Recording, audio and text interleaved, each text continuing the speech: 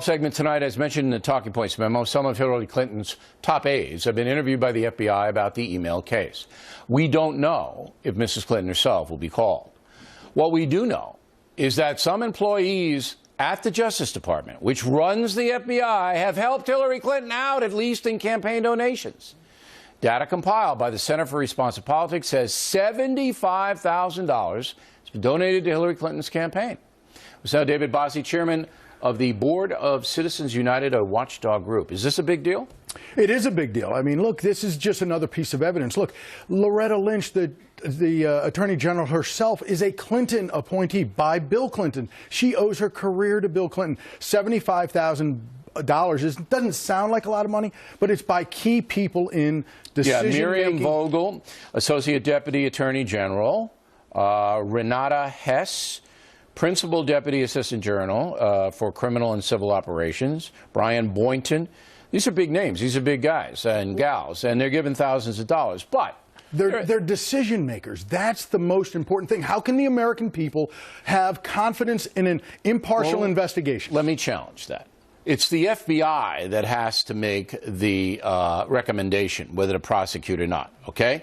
Yes, sir. It's the FBI. Okay. And they're not tainted any way that we know of. And Comey, the director, came out today and said he feels pressure to wrap up the investigation. Good. That's right. Good. Because we need to know before we go to the polls what happened.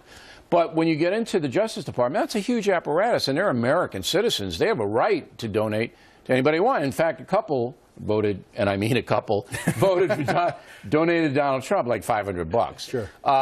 So are you saying they shouldn't have anybody, any political donations? Look, I think that it tinges the investigation. The American people are going to look at this and say, was this an impartial investigation? Was it a thorough investigation? Was it fair? Hillary Clinton has to be called by the FBI for an investigation. If she is not, there is a problem with that. That would be strange. So, but the American people are going to decide based upon what the outcome is. So if she's not indicted, then conservatives who don't like her are going to say it's tainted. You know that. Look, what conservatives want is an impartial investigation. That's why Congress, which should be doing something and is not, we've been calling for them to do something. What about Janet Comey? Reno, let me just What about Comey? You trust him? You know, I do. I knew Jim Comey back many years ago. He is really the last Boy Scout. He seems like he is a very squared away individual, and I trust him. But look, Janet Reno, as much as she wanted to put on the facade of it, she was a joke. But she appointed 7 independent counsels on the Clintons and their cabinet. And none of them did anything. But for a reason. Yeah, for a reason. She appointed them and they didn't do anything.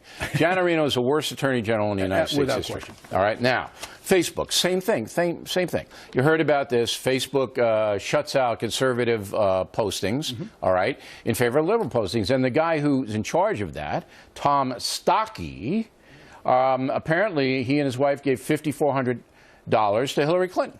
Right. There's Tom. And I've been saying this from the jump on Yahoo and these other deliverers. You can't find conservative opinion on them.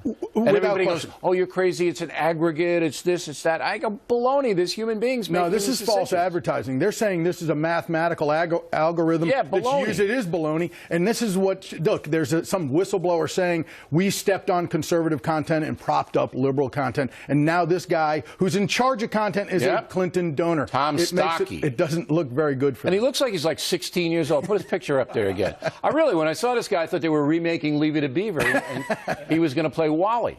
But these guys, they're in their 20s, they're young people, and nobody's looking at them. There's no editor there. They can throw up what they want to throw up. They can. It's a private company. They can do anything they want. But the conservatives have to understand that Facebook is not treating conservatives fairly. I don't think Yahoo is. I don't know about Google. I don't go there very much. But I think that whole internet is stacked against any kind of traditional conservative thought. Last word. I just think Facebook needs to make sure that the American people, their consumers, liberals, conservatives, independents, understand that they are being treated fairly, and I don't think the evidence proves that right now. They have a long way to go. Mr. Bossie, thanks very much.